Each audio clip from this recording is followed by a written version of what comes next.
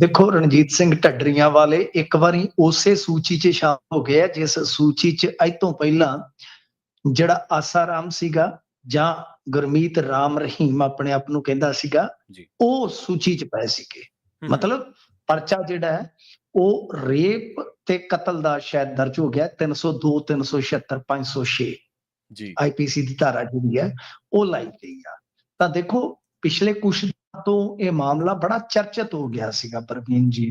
High court 'ਚ petition ਜਾਂਦੀ ਹੈ ਜੀ ਤਾਂ ਉਸ ਪਟੀਸ਼ਨ ਨੂੰ ਮਨਜ਼ੂਰ ਕਰ ਲਿਆ ਜਾਂਦਾ ਹਾਈ ਕੋਰਟ ਵੱਲੋਂ, ਤੇ ਫਿਰ ਉਸ ਤੋਂ ਬਾਅਦ ਪੰਜਾਬ ਸਰਕਾਰ ਨੇ ਜਵਾਬ ਦੇਣਾ ਸੀਗਾ 1 ਤਰੀਕ ਤੇ ਇਹਨਾਂ ਨੇ ਸਮਾਂ ਮੰਗ ਲਿਆ। ਉਸ ਤੋਂ ਬਾਅਦ ਜਦੋਂ ਇਹਨਾਂ ਨੇ ਹੁਣ ਜਾ ਕੇ ਜਵਾਬ ਫਾਈਲ ਕੀਤਾ ਤੇ ਇਹ ਗੱਲ ਖੁੱਲ ਕੇ ਸਾਹਮਣੇ ਆ ਗਈ ਆ ਕਿ ਮਾਮਲਾ ਜਿਹੜਾ ਉਹ ਦਰਜ ਹੋ ਗਿਆ। ਹੁਣ ਮਾਮਲਾ ਦਰਜ ਦੇਖੋ ਇਹ ਕੁਝ ਇਦਾਂ ਦੀਆਂ ਹੁੰਦੀਆਂ ਨੇ ਪ੍ਰਵੀਨ ਜੀ, ਕੁਛ ਨਾ ਆਪਣੇ ਇੱਥੇ ਜੇ ਤੁਸੀਂ ਇੰਡੀਆ ਦੇ ਸਿਸਟਮ ਨੂੰ ਫੋਲੋ ਕਰਦੇ ਹੋ, ਕਿਉਂਕਿ ਮੈਂ ਇੰਡੀਆ ਬਾਰੇ ਤਾਂ ਕਹਿੰਦਾ ਹੁੰਦਾ ਕਿਉਂਕਿ ਮੈਨੂੰ ਅਮਰੀਕਾ ਕੈਨੇਡਾ ਦੀ ਇੰਨੀ ਜਾਣਕਾਰੀ ਨਹੀਂ ਹੈਗੀ ਜੀ ਇਮਾਨਦਾਰੀ ਨਾਲ। ਤਾਂ ਮਤਲਬ ਕਿ ਇੱਥੇ ਕੀ ਸਿਸਟਮ ਹੈ ਕਿ ਜਿੱਦਾਂ ਕੁਝ ਜੱਜਮੈਂਟਸ ਆਉਂਦੀਆਂ ਨੇ, ਲੈਂਡਮਾਰਕ ਜੱਜਮੈਂਟਸ ਕਹਿੰਦੇ ਨੇ ਉਹਨਾਂ ਨੂੰ, ਹਾਂਜੀ ਹਾਂਜੀ ਸੁਪਰੀਮ ਕੋਰਟ, ਹਾਈ ਕੋਰਟ, ਤਾਂ ਉਹਨਾਂ ਦੇ ਹਵਾਲੇ ਫਿਰ ਦੇ ਕੇ ਗਾਂ ਮਾਮਲੇ ਵੱਧਦੇ ਆ। ਪੁਰਾਣੀਆਂ ਇਸ ਤਰ੍ਹਾਂ ਦੀਆਂ ਪਟੀਸ਼ਨਾਂ ਲੱਗੀਆਂ ਹੁੰਦੀਆਂ ਜਿਹਦੇ ਵਿੱਚ ਆਲਰੇਡੀ ਸੁਪਰੀਮ ਕੋਰਟ ਦੀ ਕੋਈ ਡਾਇਰੈਕਸ਼ਨ ਆ ਗਈ ਜਾਂ ਕੋਈ ਹਾਈ ਕੋਰਟ ਦੀ ਡਾਇਰੈਕਸ਼ਨ ਆ ਗਈ, ਤਾਂ ਉਹ ਇਸ ਤਰ੍ਹਾਂ ਅੱਗੇ ਮਾਮਲਾ ਵੱਧਦਾ। ਤਾਂ ਜਦੋਂ ਹੁਣ ਪਰਚਾ ਦਰਜ ਹੋ ਗਿਆ ਤਾਂ ਇਹਦਾ ਮਤਲਬ ਇਹ ਹੈ ਕਿ ਗ੍ਰਿਫਤਾਰੀ ਦੀ ਤਲਵਾਰ ਲਟਕ ਸਕਦੀ ਆ। ਹੁਣ ਇਹ ਆ ਕਿ ਜੋ ਰਣਜੀਤ ਸਿੰਘ ਢੱਡਰੀਆਂ ਵਾਲੇ ਦਾ ਪੱਖ, ਮੈਂ ਦੋਨੇ ਵਕੀਲਾਂ ਨੂੰ ਸੁਣ ਰਿਹਾ ਸੀਗਾ ਹੁਣ ਤੋਂ ਥੋੜੀ ਦੇਰ ਪਹਿਲਾਂ, ਠੀਕ ਹੈ ਜੀ, ਇੱਕ ਚੈਨਲ ਤੇ ਆਏ ਸਨ ਜੀ, ਮਤਲਬ ਕਿ ਪੀੜਤ ਧਿਰ, ਉਹਨਾਂ ਦੇ ਵੀ ਜਿਹੜੇ ਕਾਨੂੰਨੀ ਨੁਮਾਇੰਦੇ ਆ, ਬੀਬੀ ਜੀ ਨੇ ਉਹ ਨਵਨੀਤ ਕੌਰ ਜੀ, ਉਹ ਆਏ ਸਨ, ਤੇ ਉਧਰੋਂ ਘੁੰਮਣ ਬ੍ਰਦਰਸ, ਤੁਹਾਨੂੰ ਪਤਾ ਉਹ ਬੜੇ ਮਸ਼ਹੂਰ ਨੇ ਵਕੀਲ ਆ, ਭਰਾਵਾਂ ਦੀ ਜੋੜੀ ਆ, ਤਾਂ ਉਧਰੋਂ ਉਹ ਸਨ। ਤਾਂ ਉਹ ਧਿਰ ਕਹਿ ਰਹੀ ਆ, ਯਾਨੀ ਪੀੜਤ ਧਿਰ ਕਹਿ ਰਹੀ ਆ ਕਿ ਬਈ ਗੱਲ ਇਹ ਆ ਕਿ ਇਸ ਮਾਮਲੇ ਨੂੰ ਦਬਾਇਆ ਗਿਆ, ਪ੍ਰੈਸ਼ਰਾਈਜ਼ ਕੀਤਾ ਗਿਆ। ਉਸ ਵੇਲੇ ਉਹਨਾਂ ਦੇ ਹਾਲਾਤ ਇਹੋ ਜਿਹੇ ਬਣਾ ਦਿੱਤੇ ਗਏ, ਹੋ ਨਹੀਂ ਸਨ ਸਕਦੇ। ਜੀ ਜੀ ਇਸ ਤੋਂ ਇਲਾਵਾ ਕਿ ਕੁਝ ਜਿਹੜੇ ਖਾਲੀ ਕਾਗਜ਼ਾਤ ਸਨ, ਪੈਨਸ਼ਨ ਇਤਿਆਦਿਕ ਲਵਾਉਣ ਦੇ ਨਾਂ ਤੇ ਉਹਨਾਂ ਤੋਂ, ਯਾਨੀ ਪੀੜਤ ਦੇ ਜਿਹੜੇ ਵਾਰਸ ਸੀਗੇ ਉਹਨਾਂ ਤੋਂ ਸਾਈਨ ਕਰਵਾ ਲਏ ਗਏ ਖਾਲੀ ਪੇਪਰਾਂ ਤੇ। ਤੇ ਉਧਰੋਂ ਉਹ ਕਹਿੰਦੇ ਆ ਕਿ ਜੀ ਇਹ ਇੰਨੀ ਦੇਰ ਬਾਅਦ FIR ਜਿਹੜੀ ਕੀਤੀ ਗਈ ਹੈ ਤੇ ਗਰਾਊਂਡਸ ਜਿਹੜੇ ਆ ਉਹ ਵੀ ਬਿਲਕੁਲ ਹਾਸੋਹੀਣੇ ਆ ਕਿ ਕੁਝ ਸਮਾਂ ਪਹਿਲਾਂ ਉਹ ਲਿਖਾ ਰਹੇ ਨੇ ਸ਼ਿਕਾਇਤ ਕਰਤਾ ਜਾਂ ਪਟੀਸ਼ਨ ਕਰਤਾ ਕਿ ਉਹ ਸਮਾਣੇ ਦੇ ਵਿੱਚ ਖਲੋਤੇ ਸੀਗੇ, ਸਬਜ਼ੀ ਖਰੀਦ ਰਹੇ ਸੀ, ਉੱਥੇ ਕੁਝ ਬੰਦੇ ਆਏ, ਉਹ ਕਿਹੜੀ ਗੱਡੀ ਤੇ ਆਏ ਕੁਝ ਵੀ ਨਹੀਂ ਦੱਸਿਆ, ਤੇ ਨਾਲ ਦਾਅਵਾ ਕੀਤਾ ਰਣਜੀਤ ਸਿੰਘ ਢੱਡਰੀਆਂ ਵਾਲੇ ਦੇ ਵਕੀਲ ਨੇ ਕਿ ਜੇਕਰ ਸਾਡੇ ਖਿਲਾਫ ਸਬੂਤ ਹੋਏ ਤਾਂ ਅਸੀਂ ਇਹ ਕੇਸ ਹੀ ਛੱਡ ਦਿਆਂਗੇ, ਵਿਡਰਾ ਕਰ ਲਾਂਗੇ, ਮਤਲਬ ਕਿ ਅਸੀਂ ਕਾਨੂੰਨ ਦੇ ਚੌਖਟੇ 'ਚ ਜਾ ਕੇ ਲੜਾਂਗੇ ਹੀ ਨਹੀਂ। ਇਹ ਵੀ ਇੱਕ ਤਰ੍ਹਾਂ ਨਾਲ ਕਹਿ ਲਓ ਕਿ ਔਨ ਕੈਮਰਾ 'ਚ ਚੈਲੰਜ ਹੋ ਗਿਆ, ਨਹੀਂ ਤੇ ਵਕੀਲ ਇੰਨੀ ਦੂਰ ਤੱਕ ਜਾਂਦੇ ਨਹੀਂ ਆ। ਪਰ ਜੋ ਵੀ ਆ ਪ੍ਰਵੀਨ ਜੀ, ਦੁੱਧ ਦਾ ਦੁੱਧ ਹੁਣ ਪਾਣੀ ਦਾ ਪਾਣੀ, ਤੇ ਟ੍ਰਾਇਲ ਚੱਲੇ ਤੋਂ ਹੋਣਾ ਹੈ। ਜਦੋਂ ਟ੍ਰਾਇਲ ਚੱਲੇਗਾ ਫਿਰ ਪਤਾ ਲੱਗੇਗਾ। ਪਰ ਇੱਕ ਵਾਰੀ ਰਣਜੀਤ ਸਿੰਘ ਢੱਡਰੀਆਂ ਵਾਲੇ ਕਸੂਤੇ ਫਸ ਗਏ ਆ। ਹਾਲਾਂਕਿ ਉਹ ਵਾਰ-ਵਾਰ ਕਹਿ ਰਹੇ ਕਿ ਭਾਵੇਂ FBI ਆ ਜਾਏ, ਭਾਵੇਂ CBI ਆ ਜਾਏ, ਜੀ ਜੀ, ਵੈਸੇ FBI ਇੰਡੀਆ 'ਚ ਨਹੀਂ ਆ ਸਕਦੀ। ਤਾਂ ਕਹਿਣ ਦਾ ਮਤਲਬ ਇਹ ਆ ਕਿ ਉਹ ਕਹਿ ਰਹੇ ਆ ਕਿ ਮੈਂ ਬਿਲਕੁਲ ਵਿਦਾਗ ਆ, ਵਿਦੋਸ਼ ਆ, ਪਰ ਦੂਸਰੇ ਪਾਸੇ ਪੀੜਤ ਧਿਰ ਦਾ ਤੁਹਾਨੂੰ ਪਤਾ ਹੀ ਆ ਬਹੁਤ ਸੰਗੀਨ ਦੋਸ਼ ਆ, ਬਹੁਤ ਸੰਗੀਨ ਦੋਸ਼ ਆ। ਹਾਲਾਂਕਿ ਘੁੰਮਣ ਸਾਹਿਬ ਕਹਿ ਰਹੇ ਸਨ ਕਿ ਜੇ ਰੇਪ ਹੋਇਆ ਤਾਂ ਉਹਦਾ ਮੈਡੀਕਲ ਕਿੱਥੇ ਹੈ, ਜੋ ਪ੍ਰੈਗਨੈਂਟ ਸੀ ਤਾਂ ਪੋਸਟਮਾਰਟਮ ਦੀ ਰਿਪੋਰਟ 'ਚ ਕਿਉਂ ਨਹੀਂ। ਸਵਾਲ ਉਹਨਾਂ ਦੇ ਵੀ ਬੜੇ ਵੈਲਿਡ ਨੇ ਪ੍ਰਵੀਨ ਜੀ, ਕਿਉਂਕਿ FIR, ਮੈਂ ਤੁਹਾਨੂੰ ਇੱਕ ਚੀਜ਼ ਦੱਸ ਦੇਣਾ ਆਪਣੇ ਤਜਰਬੇ ਦੇ ਬਿਹਾਫ ਤੋਂ ਸਰ, ਕਿ FIR ਦੇ ਵਿੱਚ ਘੰਟੇ ਦੀ ਦੇਰੀ ਵੀ ਬਹੁਤ ਬਦਲ ਦਿੰਦੀ ਹੈ ਕੇਸ। ਤਾਂ ਇੰਨੀ ਦੇਰ ਬਾਅਦ ਜੇ ਪਰਚਾ ਦਰਜ ਹੁੰਦਾ ਹੈ ਤਾਂ ਇਹਦੇ ਵਿੱਚ ਕੀ ਹੈ ਕਿ ਸਭ ਤੋਂ ਜ਼ਿਆਦਾ ਜਿਹੜਾ ਹੁੰਦਾ ਕਿ ਐਵੀਡੈਂਸ ਕਲੈਕਟ ਕਰਨ 'ਚ ਕਿਤੇ ਨਾ ਕਿਤੇ ਕਹਿ ਲਓ ਕਿ ਬੜੀ ਦਿੱਕਤ ਆਉਂਦੀ ਹੈ। ਖੈਰ CBI ਵਰਗੀ ਏਜੰਸੀ ਜੇ ਜਾਂਚ ਕਰੇ ਤਾਂ ਮੇਰੇ ਖਿਆਲ ਦੇ ਨਾਲ ਇਹ ਜਾਂਚ ਪਰਪੱਕ ਤਰੀਕੇ ਦੇ ਨਾਲ ਉਹ ਕਰ ਸਕਦੇ ਆ। ਬਾਕੀ ਛੋਟਾ ਮੋਟਾ ਕੋਈ ਜਾਂਚ ਕਰਤਾ ਇਹੋ ਜੀ ਜਾਂਚ ਨਹੀਂ ਕਰ ਸਕਦਾ ਹੁੰਦਾ ਪ੍ਰਵੀਨ ਜੀ। ਇਹ ਕਿਸੇ ਵੀ ਜਿਹੜਾ ਵੀ ਪ੍ਰੋਫੈਸ਼ਨਲ ਇੱਥੇ ਪੇਸ਼ੇਵਰ ਪੁਲਿਸ ਫੋਰਸ ਦਾ ਹਿੱਸਾ ਰਿਹਾ ਨਾ, ਉਹ ਤੁਹਾਨੂੰ ਦੱਸਦਾ ਹੈਗਾ ਕਿ ਇਹੋ ਜਿਹੇ ਮਾਮਲਿਆਂ ਨੂੰ ਨਜਿੱਠਣ ਵਾਸਤੇ ਬਹੁਤ ਹੀ ਜ਼ਿਆਦਾ ਜਿਹੜੇ ਮਾਹਰ ਨੇ ਉਹ ਹੀ ਜਾਂਚਕਰਤਾ ਬਣ ਸਕਦੇ ਆ। ਸੋ ਇਸ ਵੇਲੇ ਦੀ ਵੱਡੀ ਖਬਰ ਹੈ ਕਿ ਰਣਜੀਤ ਸਿੰਘ ਢੱਡਰੀਆਂ ਵਾਲੇ ਇੱਕ ਵਾਰੀ ਕਾਨੂੰਨੀ ਚੱਕਰਵਿਊਹ ਦੇ ਵਿੱਚ ਫਸ ਗਏ। ਹੁਣ ਕਿਵੇਂ ਤੋੜ ਕੇ ਨਿਕਲਦੇ ਆ ਕੁਝ ਨਹੀਂ ਕਿਹਾ ਜਾ ਸਕਦਾ। ਬਹਰਹਾਲ ਜਿਵੇਂ ਕਹਿੰਦੇ ਆ ਨਾ ਕਿ ਕਿਆਮਤ ਕੀ ਰਾਤ, ਹੂੰ, ਹੂੰ, ਹੂੰ। ਅੱਜ ਦੀ ਰਾਤ ਜਿਹੜੀ ਹੈ ਕਾਨੂੰਨੀ ਤੌਰ ਤੇ ਜੇ ਦੇਖੀਏ ਤਾਂ ਉਹਨਾਂ ਵਾਸਤੇ ਕਿਆਮਤ ਕੀ ਰਾਤ ਹੀ। ਜੀ ਬਿਲਕੁਲ। ਤੇ ਮਿੰਟੂ ਜੀ ਇਹਦੇ ਤੇ ਇੱਕ ਹੋਰ ਜਿਹੜਾ ਪਹਿਲੂ ਸਾਹਮਣੇ ਆ ਰਿਹਾ, ਉਹ ਕਹਿੰਦੇ ਵੀ ਧਾਰਾ 100 ਕੁਛ ਮੀਡੀਆ ਅਦਾਰੇ ਲਿਖ ਰਹੇ ਨੇ 174 ਦੇ ਤਹਿਤ ਮਾਮਲਾ ਦਰਜ ਕਰਕੇ ਕੇਸ ਬੰਦ ਕਰ ਦਿੱਤਾ ਗਿਆ ਸੀ। ਕੀ ਵੀ ਮੁੜ ਕੇ ਨਹੀਂ ਬਾਅਦ ਵਿੱਚ 174 ਨਹੀਂ 174 ਨਹੀਂ ਹੁੰਦੀ, ਉਹ ਕਾਰਵਾਈ ਹੁੰਦੀ ਆ।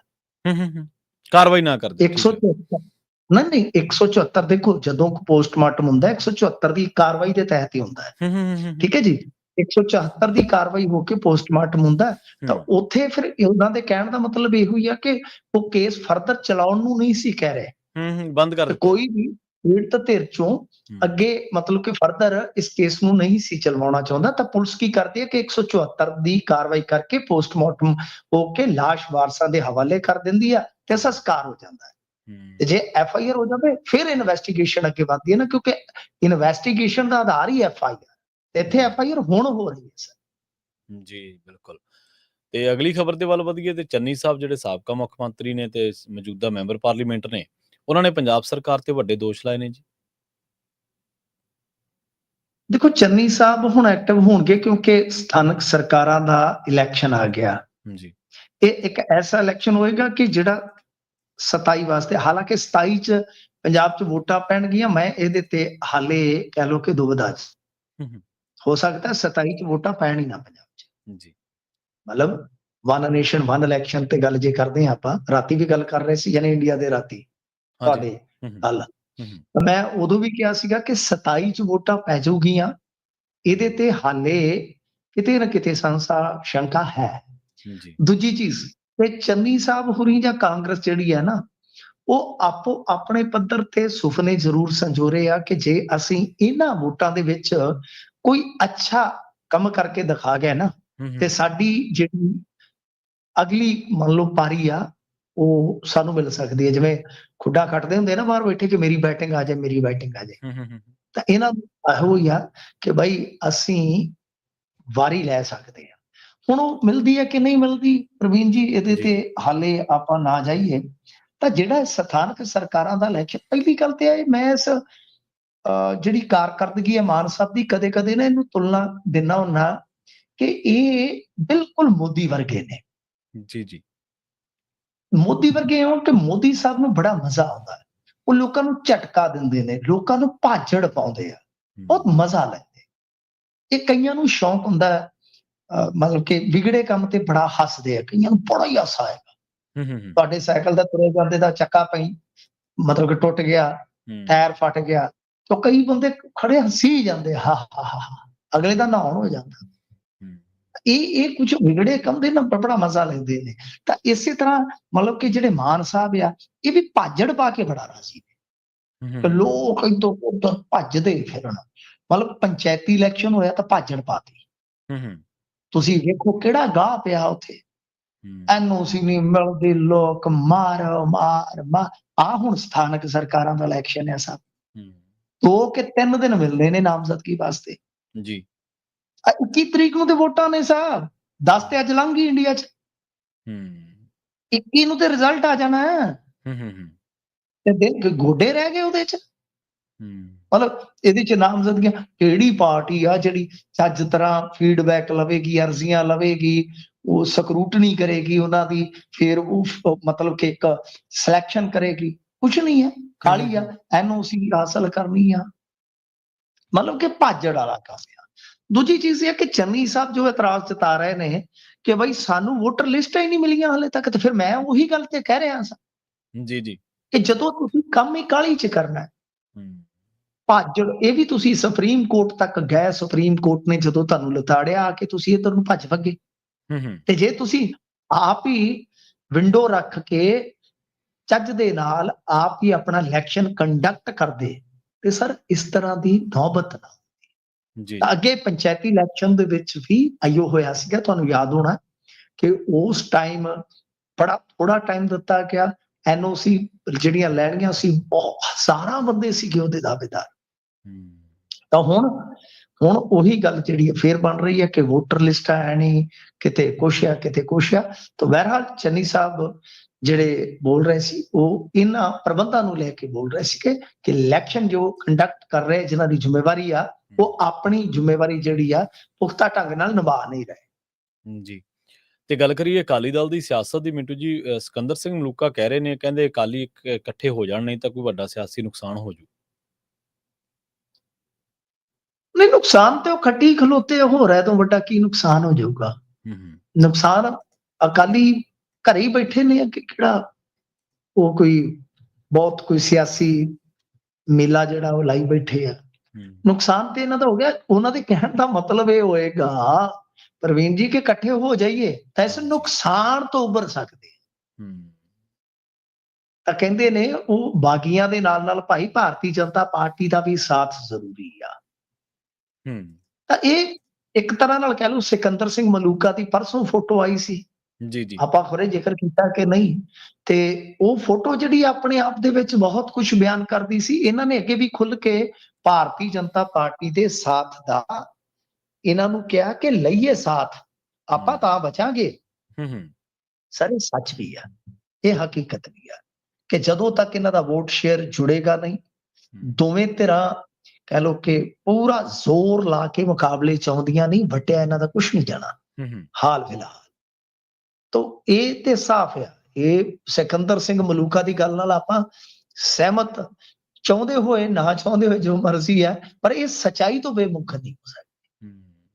ਇਹ ਸੱਚ ਹੈ ਕਿ ਇਹਨਾਂ ਦਾ ਇਸ ਤਰ੍ਹਾਂ ਹੀ ਬੇੜਾ ਪਾਰ ਹੋ ਸਕਦਾ।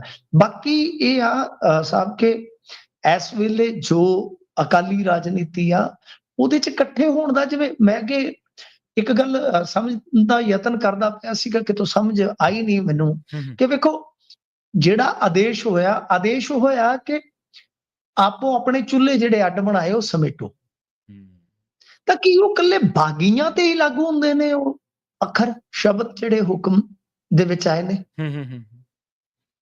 ਸਰ ਅਕਾਲੀ ਦਲ ਤੇ ਇੱਥੇ ਕਈ ਨੇ, ਜੀ ਬਿਲਕੁਲ, ਉਹ ਅਕਾਲੀ ਨੇ ਸਾਰੇ। ਕਿਸੇ ਦੀ ਵਿਚਾਰਧਾਰਾ ਪ੍ਰੋ ਖਾਲਿਸਤਾਨੀ ਹੋ ਸਕਦੀ ਆ, ਕਿਸੇ ਦੀ ਵਿਚਾਰਧਾਰਾ ਮੋਡਰੇਟ ਹੋ ਸਕਦੀ ਆ, ਪਰ ਹੈ ਤਾਂ ਐਂਡ ਦੇ ਵਿੱਚ ਉਹ ਅਕਾਲੀ, ਚਾਹੇ ਅਕਾਲੀ ਦਲ 1920 ਆ, ਚਾਹੇ ਕੋਈ ਹੋਰ ਅਕਾਲੀ ਦਲ ਅੰਮ੍ਰਿਤਸਰ ਦਾ ਜ਼ਿਕਰ ਕਰ ਲਓ, ਤਾਂ ਬਈ ਕੀ ਹੁਕਮ ਉਹਨਾਂ ਤੇ ਵੀ ਨਹੀਂ ਹੋਣਗੇ? ਤੇ ਜਾਂ ਫਿਰ ਕੱਲੇ ਬਾਗੀਆਂ ਵਾਸਤੇ ਹੀ ਇਹ ਸ਼ਬਦ ਜਿਹੜੇ ਆ ਉਹ ਇਸਤੇਮਾਲ ਕੀਤੇ ਕਿ ਜੇ ਬਾਗੀਆਂ ਵਾਸਤੇ ਸ਼ਬਦ ਆ ਤਾਂ ਫਿਰ ਆਪਾਂ ਸਮਝ ਸਕਦੇ ਹਾਂ ਕਿ ਸ਼ਬਦਾਂ ਦੀ ਚੋਣ ਦੀ ਤੇ ਸਲਾਹਤ ਕਰਨੀ ਪਊਗੀ ਨਾ, ਕਿ ਸ਼ਬਦਾਂ ਦੀ ਚੋਣ ਤੇ ਬੜੀ ਆਲਾ ਕੀਤੀ ਗਈ ਆ। ਜੀ ਜੀ, ਤੇ ਸਿਕੰਦਰ ਸਿੰਘ ਮਲੂਕਾ ਵੀ ਕਹਿੰਦੇ ਵੀ ਬਾਗੀ ਵੀ ਇਕੱਠੇ ਹੋਣ ਤੇ ਬੀਜੇਪੀ ਵਾਲੇ, ਮਤਲਬ ਕਿ ਜ਼ੋਰ ਤੇ ਫਿਰ ਸਾਰਾ ਇੱਥੇ ਲੱਗਾ ਨਾ, ਇੱਥੇ ਲੱਗਿਆ ਪਿਆ। ਬਿਲਕੁਲ ਸਹੀ। ਹੁਣ ਇਹ ਵੇਖਣਾ ਹੋਏਗਾ ਕਿਉਂਕਿ ਜਿਹੜੇ ਬਾਗੀ ਸੁਧਾਰਵਾਦੀ ਲਹਿਰ ਵਾਲੇ ਸੀ ਉਹਨਾਂ ਨੇ ਤੇ ਆਪਦਾ ਪ੍ਰੀਜਨੀਅਮ ਜਿਹੜਾ ਸੀਗਾ ਉਹ ਖਤਮ ਕਰ ਦਿੱਤਾ, ਮਤਲਬ ਕਿ ਜੋ ਵੀ ਉਹਨਾਂ ਦੀਆਂ ਗਤੀਵਿਧੀਆਂ ਸੀ ਉਹ ਤੇ ਉਹਨਾਂ ਨੇ ਸਾਰਾ ਕੁਝ ਸਮੇਟ ਕੇ ਤੇ ਬੰਦ ਕਰ ਦਿੱਤਾ। ਹੁਣ ਤੇ ਇਹਨਾਂ ਬੰਨਿਓ ਆ ਇਹ ਸਾਰਾ ਕੁਝ ਕਦੋਂ ਨੇਪਰੇ ਚਾੜਦੇ ਅਸਤੀਫਿਆਂ ਵਾਲਾ ਜਿਹੜਾ ਅਮਲ ਆ, ਉਸ ਤੋਂ ਬਾਅਦ ਫਿਰ ਨਵੇਂ ਸਿਰੇ ਤੋਂ ਭਰਤੀ ਕਦੋਂ ਆਰੰਭ ਕਰਦੇ ਆ, ਡੈਲੀਗੇਟਸ ਕਦੋਂ ਤੱਕ ਬਣਦੇ ਆ, ਕਦੋਂ ਤੱਕ ਪ੍ਰਧਾਨ ਦੀ ਚੋਣ ਹੁੰਦੀ ਹੈ, ਉਹ ਤੇ ਇਹਨਾਂ ਤੇ ਨਿਰਭਰ ਕਰਦਾ ਆ ਕਿ ਅਕਾਲੀ ਰਾਜਨੀਤੀ ਨੂੰ ਕਿਸ ਤਰ੍ਹਾਂ ਦਾ ਹੁੰਗਾਰਾ ਮਿਲੇਗਾ। ਪਰ ਫਿਲਹਾਲ ਇਹ ਸਥਾਨਕ ਸਰਕਾਰਾਂ ਦੇ ਇਲੈਕਸ਼ਨ 'ਚ ਜਾ ਰਹੇ ਆ, ਤਾਂ ਕੀ ਇਹ ਸਾਰੇ ਇਕਜੁੱਟ ਹੋ ਕੇ ਉੱਥੇ ਲੜਨਗੇ? ਜੇ ਬਾਗੀਆਂ ਦਾ ਵੀ ਆਪਾਂ ਜ਼ਿਕਰ ਕਰ ਲਈਏ ਜੀ ਕਿ ਕੀ ਘੱਟੋ ਘੱਟ ਹੁਣ ਇਸ ਮੌਕੇ ਤੇ ਇਕੱਠੇ ਹੋ ਜਾਣਗੇ, ਪਰ ਹਾਲ ਫਿਲਹਾਲ ਮਨਾਂ ਦੇ ਵਿੱਚ ਜਿੰਨੀਆਂ ਕੁਦੂਰੀਆਂ ਨੇ ਤੇ ਜਿਹੋ ਜਿਹਾ ਮਾਹੌਲ ਆ, ਹਾਲੇ ਲੱਗਦਾ ਕਿ ਦਿੱਲੀ ਦੂਰ ਆ, ਹਾਲੇ ਗੱਲ ਬਣਨੀ ਨਹੀਂ ਹੈ। ਜੀ, ਤੇ ਕਿਸਾਨਾਂ ਨੇ ਦਿੱਲੀ ਕੂਚ ਦਾ ਮਿੰਟੂ ਜੀ ਮੁੜ ਤੋਂ ਐਲਾਨ ਕਰ ਦਿੱਤਾ ਜੀ। ਹਾਂਜੀ ਦੇਖੋ, ਇਹਨੇ ਇੱਕ ਵਾਰੀ ਆਪਣਾ ਜਿਹੜਾ ਦਿੱਲੀ ਕੂਚ ਦਾ ਅਮਲ ਸੀਗਾ ਉਹ ਟਾਲਿਆ ਹੋਇਆ ਸੀਗਾ, ਤੇ ਹੁਣ ਇਹਨਾਂ ਨੇ ਦੁਬਾਰ ਤੋਂ ਕਾਲ ਦੇ ਦਿੱਤੀ ਆ 14 ਦਸੰਬਰ ਦੀ, ਯਾਨੀ 3 ਦਿਨ ਬਾਅਦ 10 ਅੱਜ ਸਮਝ ਲਓ ਗਈ 11 12 13 ਤੇ ਉਸ ਤੋਂ ਬਾਅਦ 14 ਨੂੰ ਇਹਨਾਂ ਨੇ ਦਿੱਲੀ ਕੂਚ ਕਰਨ ਦਾ ਫਿਰ ਐਲਾਨ ਕਰਤਾ। ਤੇ ਦੂਜੇ ਪਾਸੇ ਹਾਈ ਕੋਰਟ ਦੇ ਵਿੱਚ ਸ਼ੰਭੂ ਖਨੌਰੀ ਬਾਰਡਰ ਖੋਲਣ ਲਈ ਜਿਹੜੀ ਪਟੀਸ਼ਨ ਗਈ ਸੀ, ਹਾਈ ਕੋਰਟ ਨੇ ਉਸ ਨੂੰ ਵੀ ਸੁਣਨ ਤੋਂ ਇਨਕਾਰ ਕਰ ਦਿੱਤਾ। ਕੱਲ ਆਪਾਂ ਸੁਪਰੀਮ ਕੋਰਟ ਦੀ ਸ਼ਾਇਦ ਗੱਲ ਕੀਤੀ ਸੀਗੀ। ਹੁਣ 2 ਵਾਰੀ ਪੁਲਿਸ ਕਿਸਾਨਾਂ ਦੇ ਦਿੱਲੀ ਕੂਚ ਨੂੰ ਅਸਫਲ ਕਰ ਚੁੱਕੀ ਆ, ਫੇਲ ਕਰ ਚੁੱਕੀ ਆ, ਤਾਂ ਹੁਣ ਇਹ ਤੀਜੀ ਵਾਰੀ ਜਿਹੜਾ ਹੋਏਗਾ ਕਿ ਉਹਦੇ 'ਚ ਇਹਨਾਂ ਨੂੰ ਸਫਲਤਾ ਮਿਲੇਗੀ ਕਿ ਨਹੀਂ। ਵੱਡਾ ਪ੍ਰਸ਼ਨ ਚਿੰਨ੍ਹ ਹੈ। ਕੱਲ ਅਰਦਾਸ ਦਿਹਾੜਾ ਉੱਥੇ ਮਨਾਇਆ ਜਾਣਾ ਹੈ ਕਿ ਜਗਜੀਤ ਸਿੰਘ ਡੱਲੇਵਾਲਾ ਦੀ ਜਿਹੜੀ ਤੰਦਰੁਸਤੀ ਆ ਉਹਦੇ ਵਾਸਤੇ ਅਰਦਾਸ ਬੇਨਤੀ ਜਿਹੜੀ ਆ ਉਹ ਕੀਤੀ ਜਾਊਗੀ, ਤੇ ਨਾਲ ਅਪੀਲ ਕੀਤੀ ਆ ਇਹਨਾਂ ਨੇ, ਯਾਨੀ ਸਰਵਣ ਸਿੰਘ ਪੰਧੇਰ ਹੋਰਾਂ ਨੇ, ਕਿ ਆਪੋ ਆਪਣੇ ਲਾਗੇ ਥਾਵਾਂ ਦੇ ਜਿਹੜੇ ਧਾਰਮਿਕ ਸਥਾਨ ਆ ਉੱਥੇ ਪਹੁੰਚ ਕੇ ਇਹਨਾਂ ਦੀ ਸਿਹਤਯਾਬੀ ਵਾਸਤੇ ਪ੍ਰਾਰਥਨਾ ਕਰੋ, ਅਰਦਾਸ ਕਰੋ। ਪਰ ਮੇਰਾ ਮੰਨਣਾ ਹੈ ਕਿ ਸਰਵਣ ਸਿੰਘ ਪੰਧੇਰ ਨੂੰ ਵੀ ਜਾਂ ਦੂਸਰੇ ਜਿਹੜੇ ਨੇਤਾ ਆ ਉਹਨਾਂ ਨੂੰ ਵੀ ਵੇਖਣਾ ਚਾਹੀਦਾ ਹੈ ਕਿ ਜਗਜੀਤ ਸਿੰਘ ਡੱਲੇਵਾਲ ਬਹੁਤ ਕਮਜ਼ੋਰ ਹੋ ਚੁੱਕੇ ਆ। ਉਹਨਾਂ ਨੂੰ ਬਹੁਤ ਕਹ ਲੋ ਕਿ ਵੱਡੀ ਬਿਮਾਰੀ ਹੈ, ਉਮਰ ਦਰਾਜ਼ ਨੇ। ਮੇਰੇ ਖਿਆਲ ਦੇ ਨਾਲ ਹੁਣੀ ਹੀ ਸਮਾਂ ਹੈ ਕਿ ਜਾਂ ਤਾਂ ਉਹਨਾਂ ਨੂੰ ਮਤਲਬ ਮੋੜ ਲਿਆ ਜਾਵੇ ਇਹਦੇ ਤੋਂ, ਜੀ ਮਰਨ ਵਰਤ। ਤੇ ਜੇ ਮੰਨ ਲਓ ਹੋਰ 4 ਦਿਨਾਂ ਨੂੰ ਵੀ ਤੁਸੀਂ ਯਤਨ ਸ਼ੁਰੂ ਕੀਤੇ ਨਾ, ਜਿੰਨਾ ਕੋ ਮੈਂ ਜਾਣਦਾ ਉਹਨਾਂ ਦੀ ਸਿਹਤ ਬਾਰੇ, ਤਾਂ ਫਿਰ ਬਹੁਤ ਨੁਕਸਾਨ ਹੋ ਜਾਏਗਾ ਉਹਨਾਂ ਦੀ ਬੋਡੀ ਦਾ। 15 ਕਿਲੋ ਭਾਰ ਘਟ ਗਿਆ ਜੀ। ਹਾਂਜੀ, ਵੇਟ ਜਿਹੜਾ ਵੇਟ ਕੱਲਾ ਵੇਟ ਨਹੀਂ ਘਟਦਾ ਹੁੰਦਾ, ਇਹਦੇ ਵਿੱਚ ਬਹੁਤ ਸਾਰੇ ਜਿਹੜੇ ਬਜ਼ੁਰਗੀ ਦੀ ਅਵਸਥਾ ਦੇ ਵਿੱਚ ਆਰਗਨ ਪ੍ਰਭਾਵਿਤ ਹੁੰਦੇ ਨੇ ਸਰ, ਬਹੁਤ ਜ਼ਿਆਦਾ। ਤੇ ਜਿਹੜਾ ਬੰਦਾ ਪਹਿਲਾਂ ਹੀ ਬਿਮਾਰ ਆ ਉਹਦੇ ਸੈੱਲ, ਤੁਹਾਨੂੰ ਪਤਾ ਹੀ ਸੈੱਲ, ਬੰਦਾ ਕੀ ਹੈ ਸਰ, ਬੰਦਾ ਕਿਉਂ ਮਰਦਾ ਹੈ? ਇੱਕ ਦੇਖਿਆ ਆਪਾਂ, ਬੰਦਾ ਤਦੇ ਹੀ ਮਰਦਾ ਹੈ ਕਿ ਆਪਣੇ ਸੈੱਲ ਡੈਡ ਹੁੰਦੇ ਆ ਫਿਰ ਨਵੇਂ ਬਣਦੇ ਆ। ਪਰ ਜਿਵੇਂ ਜਿਵੇਂ ਉਮਰ, ਜਿਸ ਤਰ੍ਹਾਂ ਦੀ ਉਮਰ ਆਉਂਦੀ ਹੈ ਤਾਂ ਉਹ ਜਿਹੜੇ ਸੈੱਲ ਬਣਦੇ ਆ ਨਾ ਉਸ ਤਰ੍ਹਾਂ ਦੇ ਨਹੀਂ ਬਣਦੇ, ਫਿਰ ਕਮਜ਼ੋਰ ਬਣਨੇ ਸਟਾਰਟ ਹੋ ਜਾਂਦੇ ਆ। ਤੇ ਇੱਕ ਮੌਕਾ ਹੁੰਦਾ ਹੈ ਕਿ ਹੌਲੀ ਹੌਲੀ ਇਹ ਜਿਹੜੀ ਪ੍ਰਕਿਰਿਆ ਬੰਦ ਹੋਣੀ ਸਟਾਰਟ ਹੋ ਜਾਂਦੀ ਹੈ। ਹੋਰ ਕੀ ਹੈ, ਬੰਦੇ ਦੀ ਬੋਡੀ ਹੈ ਹੀ ਇਸ ਤਰ੍ਹਾਂ ਦੀ ਹੈ ਨਾ, ਕ੍ਰੀਏਸ਼ਨ ਹੀ ਇਸ ਤਰ੍ਹਾਂ ਦੀ ਹੈ ਕੁਦਰਤੀ, ਕਿ ਇਹ ਆਪ ਹੀ ਆਪ ਮੁਹਾਰੇ ਖਤਮ ਹੋਣੀ ਸਟਾਰਟ ਹੋ ਜਾਂਦੀ ਹੈ ਸਰ।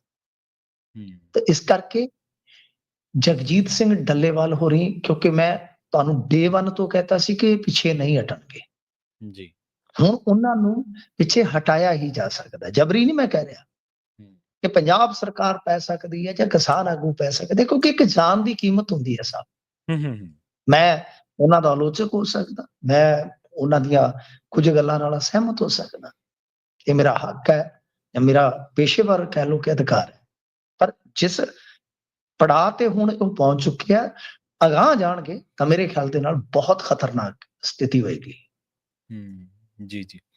ਤੇ ਬਸੰਤ ਸਿੰਘ ਜਿਹੜੇ ਕਿ ਸਾਥੀ ਨੇ ਆਪਣੇ ਭਾਈ ਅੰਮ੍ਰਿਤਪਾਲ ਸਿੰਘ ਹੋਰਾਂ ਦੇ, ਉਹਨਾਂ ਨੂੰ ਡਿਬਰੂਗੜ੍ਹ ਜੇਲ੍ਹ ਦੇ ਵਿੱਚੋਂ ਬਾਹਰ ਲਿਆਂਦਾ ਗਿਆ ਜੀ ਪੈਰੋਲ ਦੇ ਉੱਤੇ। ਹਾਂਜੀ, ਦੇਖੋ ਪੈਰੋਲ ਜਿਹੜੀ ਆ ਉਹ ਮਿਲੀ ਆ 3 ਦਿਨ ਦੀ, ਜਿਹਦੇ ਵਿੱਚ ਇਹਨਾਂ ਨੇ ਆਪਦੀ ਮਾਂ ਦੇ ਅੰਤਮ ਸੰਸਕਾਰ 'ਚ ਸ਼ਾਮਲ ਹੋਣਾ ਹੈਗਾ ਜੀ।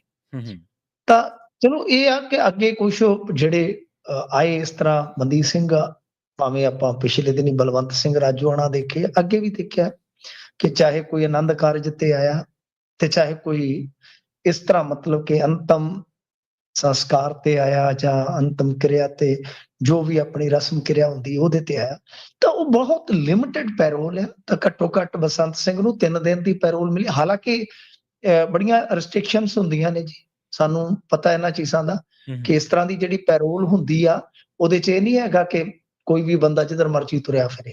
ਏਜੰਸੀਆਂ ਲੱਗੀਆਂ ਹੁੰਦੀਆਂ ਨੇ, ਪੁਲਿਸ ਇੱਥੋਂ ਦੀ ਸਥਾਨਕ ਪੁਲਿਸ ਜਿਹੜੀ ਹੁੰਦੀ ਆ, ਲੋਕ ਪੁਲਿਸ ਹੁੰਦੀ ਆ, ਉਹ ਲੱਗੀ ਹੁੰਦੀ ਆ। ਮਤਲਬ ਕਿ ਕਿਸੇ ਤੁਸੀਂ ਆਪਣੇ ਬੰਦੇ ਨਾਲ ਖੁੱਲ ਕੇ ਗੱਲ ਵੀ ਨਹੀਂ ਕਰ ਸਕਦੇ, ਇਸ ਤਰ੍ਹਾਂ ਦੀਆਂ ਆਪਾਂ ਕਹਿ ਲਈਏ ਰਿਸਟ੍ਰਿਕਸ਼ਨਸ ਹੁੰਦੀਆਂ ਨੇ ਲੱਗ ਜੀ। ਤਾਂ ਫਿਰ ਵੀ ਮੇਰਾ ਮੰਨਣਾ ਕਿ 3 ਦਿਨ ਦੀ ਪੈਰੋਲ ਜਿਹੜੀ ਮਿਲੀ ਆ, ਇਹਨਾਂ ਨੇ ਠੀਕ ਕੀਤਾ। ਪਰ ਇਸ 3 ਦਿਨ ਦੀ ਪੈਰੋਲ ਨੂੰ ਜੇ 7 ਦਿਨ 8 ਦਿਨ ਕਰ ਦੇਣ, ਭੋਗ ਵਗੈਰਾ ਜੋ ਹੁੰਦੀਆਂ ਆਪਣੀ ਅੰਤਮ ਅਰਦਾਸ ਉੱਥੋਂ ਤੱਕ ਹੋ ਜਾਵੇ ਕਿਸੇ ਵੀ ਬੰਦੇ ਵਾਸਤੇ, ਤੇ ਚਲੋ ਇੱਕ ਵਕਤੀ ਰਾਹਤ ਹੁੰਦੀ ਹੈ। ਵਕਤੀ ਰਾਹਤ ਇਸ ਕਰਕੇ ਕਹਿ ਰਿਹਾ ਕਿ ਦੁੱਖ ਹੁੰਦਾ ਹੈ ਜਦੋਂ ਮਾਂ ਚਲੇ ਜਾਂਦੀ ਹੈ ਨਾ ਸਾਹਿਬ, ਮਾਂ ਕਿਸੇ ਵੀ ਉਮਰ 'ਚ ਜਾਵੇ ਬੰਦਾ ਟੁੱਟ ਜਾਂਦਾ, ਬਾਪ ਕਿਸੇ ਵੀ ਉਮਰ 'ਚ ਤੁਹਾਡਾ ਮਰੂਗਾ ਨਾ, ਦੁੱਖ ਹੋਏਗਾ। ਤਾਂ ਉਸ ਦੁੱਖ ਦੇ ਵਿੱਚ, ਉਸ ਤਕਲੀਫ ਦੇ ਵਿੱਚ ਜਦੋਂ ਤੁਸੀਂ ਜੇਲ੍ਹ 'ਚ ਬੈਠੇ ਹੋ, ਦੁੱਗਣੀ ਤਕਲੀਫ ਹੈ। ਤਾਂ ਇੱਕ ਰਾਹਤ ਮਿਲ ਜਾਂਦੀ ਆ ਕਿ ਚਲੋ ਬੰਦਾ ਆਉਂਦਾ, ਮੂੰਹ ਦੇਖ ਲੈਂਦਾ ਹੈ, ਆਪਣੇ ਜਿਹੜੇ ਹੋਰ ਨਾਲ ਦੇ ਜੀ ਹੁੰਦੇ ਆ ਉਹਨਾਂ ਨੂੰ ਹੌਸਲਾ ਦੇ ਲੈਂਦਾ ਹੈ, ਕੋਈ ਆਪਦੇ ਕੇਸ ਦੀ ਗੱਲ ਕਰ ਲੈਂਦਾ। ਸੋ ਇਹ ਵਕਤੀ ਰਾਹਤ ਮੈਂ ਸ਼ਬਦ ਇਸ ਕਰਕੇ ਇਸਤੇਮਾਲ ਕੀਤਾ। ਤਾਂ 3 ਦਿਨ ਦੀ ਪੈਰੋਲ ਜਿਹੜੀ ਆ ਬਸੰਤ ਸਿੰਘ ਨੂੰ ਮਿਲੀ। ਜੀ ਜੀ। ਤੇ ਬਾਜਵਾ ਨੇ ਸੈਸ਼ਨ ਸੰਬੰਧੀ ਮੰਗ ਰੱਖੀ ਹੈ ਜੀ ਕੋਈ? ਦੇਖੋ, ਪ੍ਰਤਾਪ ਸਿੰਘ ਬਾਜਵਾ ਹੋਰਾਂ ਨੇ ਮੰਗ ਰੱਖੀ ਆ ਕਿ ਸਰਦ ਰੁੱਤ ਦਾ ਸੈਸ਼ਨ ਹੈ ਜਿਹੜਾ ਉਹ ਬੁਲਾਇਆ ਜਾਵੇ। ਇਹ ਵੈਸੇ ਕਮਾਲ ਦੀ ਗੱਲ ਆ ਕਿ ਕੁਲਤਾਰ ਸਿੰਘ ਸੰਧਵਾ ਜਦੋਂ ਆਪੋਜੀਸ਼ਨ 'ਚ ਹੁੰਦੇ ਸੀ, ਉਦੋਂ ਸ਼ੇਰਵਾਨੀਆਂ ਨਹੀਂ ਸੀ ਪਾਉਂਦੇ ਹੁੰਦੇ, ਕੁੜਤਾ ਪਜਾਮਾ ਹੀ ਪਾ ਕੇ ਰੱਖਦੇ ਹੁੰਦੇ ਸੀ ਜ਼ਿਆਦਾ ਮੌਕਿਆਂ ਤੇ। ਤੇ ਹੁਣ ਜਦੋਂ ਸ਼ੇਰਵਾਨੀ 'ਚ ਪਹੁੰਚ ਗਏ ਆ, ਚਲੋ ਮੈਂ ਕੋਈ ਨਿੱਜੀ ਪੋਸ਼ਾਕ ਤੇ ਨਹੀਂ, ਨਿੱਜੀ ਕੋਈ ਡਰੈਸ ਤੇ ਨਹੀਂ ਮੈਂ ਟਿੱਪਣੀ ਕਰ ਰਿਹਾ। ਇੱਕ ਸਫ਼ਰ ਦੀ ਮੈਂ ਤੁਲਨਾ ਕਰਦਾ ਕਿ ਉਦੋਂ ਸਧਾਰਨ ਝੱਗੇ ਪਜਾਮੇ ਵਾਲਾ ਐਮਐਲਏ ਜਾਂ ਨੇਤਾ ਭੱਜਿਆ ਫਿਰਦਾ ਹੁੰਦਾ ਸੀ, ਬੜੇ ਮੁੱਦਿਆਂ ਦੀ ਗੱਲ ਕਰਿਆ ਕਰਦਾ ਸੀਗਾ। ਉਹ ਨੇਤਾ ਜਿਹੜਾ ਹੈ, ਉਹ ਹੁਣ ਇੱਥੋਂ ਤੱਕ ਪਹੁੰਚ ਕੇ ਕਿਤੇ ਨਾ ਕਿਤੇ ਕਹਿ ਲਓ ਕਿ ਆਪਣੇ ਹੀ ਜੋ ਉਸ ਵੇਲੇ ਦੇ ਚੁੱਕੇ ਮੁੱਦੇ ਸੀ ਉਹਨਾਂ ਤੋਂ ਬੇਮੁਖ ਹੋਇਆ ਫਿਰਦਾ। ਸਪੀਕਰ ਸਾਹਿਬ ਖੁਦ ਕਹਿੰਦੇ ਸਨ ਇੰਨੀਆਂ ਬੈਠਕਾਂ ਹੋਣੀਆਂ ਚਾਹੀਦੀਆਂ, 40 ਹੋਣੀਆਂ ਚਾਹੀਦੀਆਂ, 50, ਕਿੰਨੀਆਂ ਬੈਠਕਾਂ ਹੁੰਦੀਆਂ ਸੀ ਸਰ, ਸਿਰਫ ਖਾਨਾ ਪੂਰਤੀ।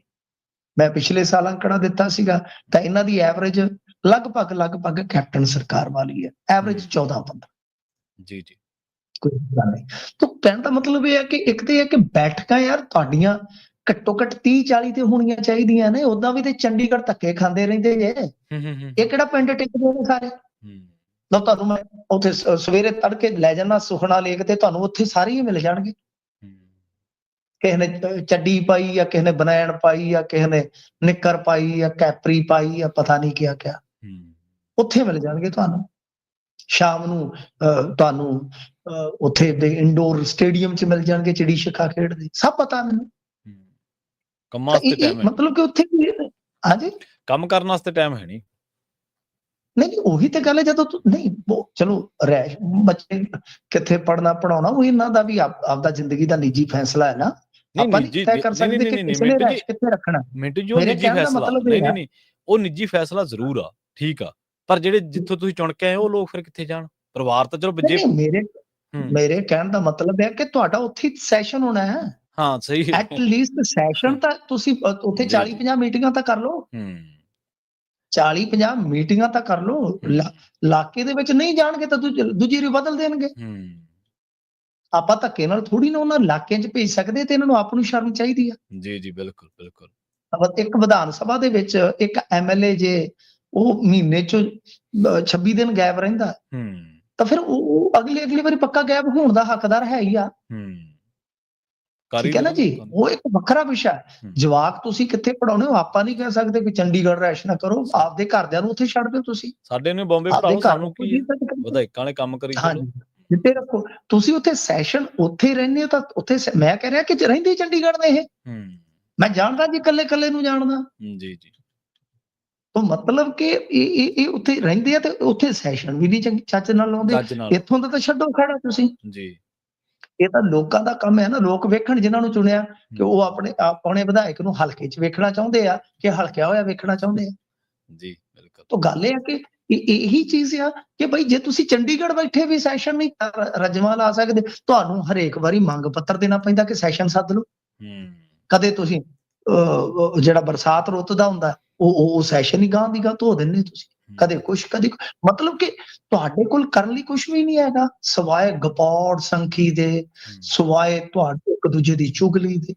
ਇਹ ਗਲਤ ਗੱਲਾਂ ਨੇ। ਮੇਰੇ ਕਹਿਣ ਦਾ ਮਤਲਬ ਬਿਲਕੁਲ, ਮੈਂ ਤਾਂ ਹਮੇਸ਼ਾ ਇੱਕ ਗੱਲ ਕਹਿੰਦਾ ਹੁੰਦਾ ਕਿ ਜੇ ਆਪੋ ਆਪਣਾ ਹਲਕਾ ਸਾਂਭ ਲਵੇ ਇੱਕ ਵਿਧਾਇਕ, ਤੇ ਉਹ ਡੀਐਸਪੀ ਐਸਪੀ ਨੂੰ ਸਿੱਧਿਆਂ ਕਰ ਲਊਗਾ, ਤੇ ਜੇ ਇੱਕ ਐਸਪੀ ਤੇ ਡੀਸੀ ਉਹ ਆਪਣਾ ਤਾਲਮੇਲ ਬਣਾ ਕੇ ਜ਼ਿਲ੍ਹੇ ਪੱਧਰ ਨੂੰ ਵੇਖਣਾ ਸਟਾਰਟ ਕਰ ਦੇਣ, ਸਰ ਤੁਹਾਨੂੰ ਕੁਝ ਕਰਨ ਦੀ ਜ਼ਰੂਰਤ ਹੀ ਨਹੀਂ ਪੈਣੀ।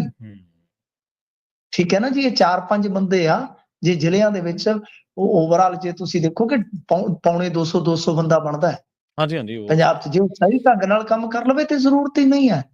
ਤੁਸੀਂ ਚੰਡੀਗੜ੍ਹ ਰਹਿਸ਼ ਰੱਖੋ, ਮੋਹਾਲੀ ਰੱਖੋ, ਮਨਾਲੀ ਰੱਖੋ, ਕੁੱਲੂ ਰੱਖੋ, ਸਾਨੂੰ ਕੀ ਹੈ ਉਹਦੇ ਨਾਲ, ਕੋਈ ਦਿੱਕਤ ਨਹੀਂ ਹੈ।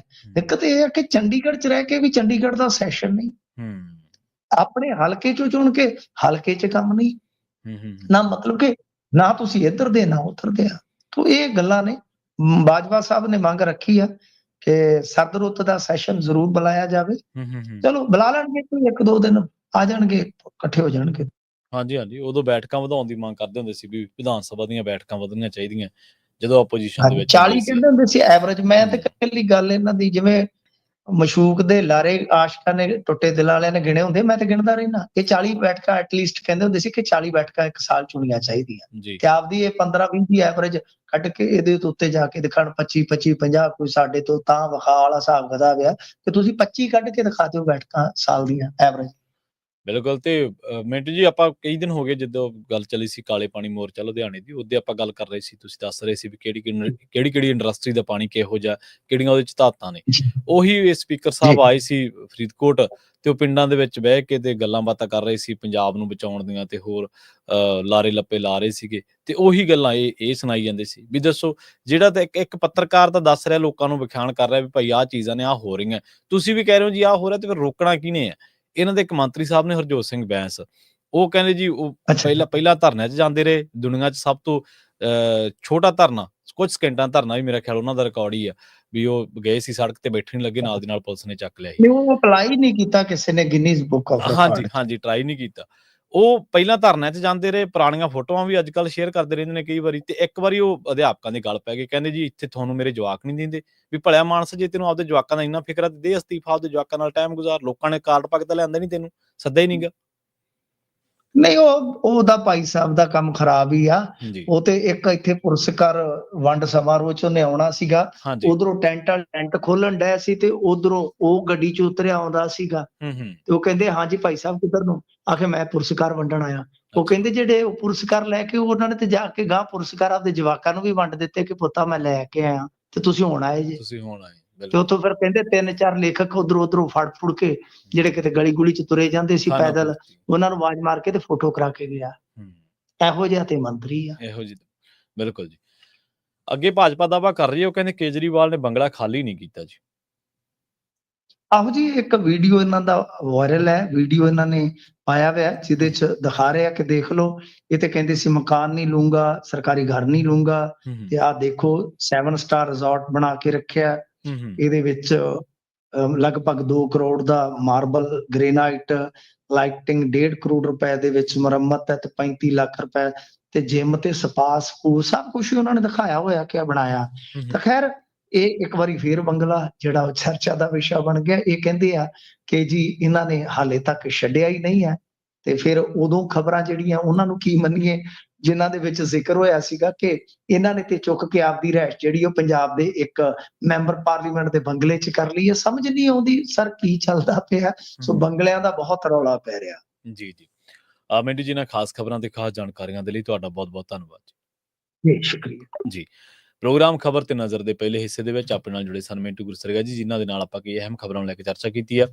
ਵੇਲਾ ਹੋ ਗਿਆ ਇੱਕ ਬ੍ਰੇਕ ਦੀ ਰੁਕਣ ਦਾ। ਬ੍ਰੇਕ ਤੋਂ ਬਾਅਦ ਜਿਹੜੀਆਂ ਖਬਰਾਂ ਨੂੰ ਲੈ ਕੇ ਆਪਾਂ ਗੱਲਬਾਤ ਕਰਾਂਗੇ, ਜਿਹੜੀਆਂ ਖਬਰਾਂ ਨੂੰ ਲੈ ਕੇ ਆਪਾਂ ਚਰਚਾ ਕਰਾਂਗੇ, ਕਿਸਾਨੀ ਦੇ ਉੱਤੇ ਗੱਲਬਾਤ ਬਹੁਤ ਜ਼ਿਆਦਾ ਹੋ ਰਹੀ ਹੈ, ਪਰ ਇਸੇ ਦਰਮਿਆਨ ਭਾਜਪਾ ਦਾ ਜਿਹੜਾ ਰੋਲ ਆ ਉਹ ਕਿਤੇ ਨਾ ਕਿਤੇ ਮੀਡੀਆ ਦੀ ਚਰਚਾ ਦੇ ਵਿੱਚੋਂ ਗਾਇਬ ਹੈ। ਆਪਾਂ ਇੱਥੇ ਜ਼ਰੂਰ ਚਰਚਾ ਕਰਦੇ ਹਾਂ, ਪਰ ਉਨੀ ਚਰਚਾ ਨਹੀਂ ਹੋ ਰਹੀ ਜਿੰਨੀ ਕਿ ਹੋਣੀ ਚਾਹੀਦੀ ਹੈ, ਕਿਉਂਕਿ ਕਿਸਾਨੀ ਸੰਘਰਸ਼ ਨੂੰ ਦਬਾ ਕੇ, ਕਿਸਾਨਾਂ ਨੂੰ ਨਿੰਦ ਕੇ, ਭੰਡ ਕੇ, ਉਹਨਾਂ ਨੂੰ ਜੇਲ੍ਹਾਂ ਦੇ ਵਿੱਚ ਸੁੱਟ ਕੇ ਭਾਜਪਾ ਨੇ ਹਾਲ ਹੀ ਦੇ ਵਿੱਚ ਹਰਿਆਣਾ ਦੀਆਂ ਵਿਧਾਨ ਸਭਾ ਚੋਣਾਂ ਜਿੱਤੀਆਂ ਨੇ, ਤੇ ਜਦੋਂ ਤੋਂ ਉਹਨਾਂ ਨੇ ਚੋਣਾਂ ਜਿੱਤੀਆਂ ਨੇ ਉਸ ਤੋਂ ਬਾਅਦ ਉਹਨਾਂ ਨੂੰ ਲੱਗਦਾ ਕਿ ਇਹ ਜਿਹੜੀਆਂ ਕਿਸਾਨਾਂ ਨੂੰ ਅਸੀਂ ਐਵੇਂ ਐਡਰੈਸ ਕਰਦੇ ਰਹੀਏ ਤਾਂ ਕੋਈ ਗੱਲ ਹੀ ਨਹੀਂ ਗੀ।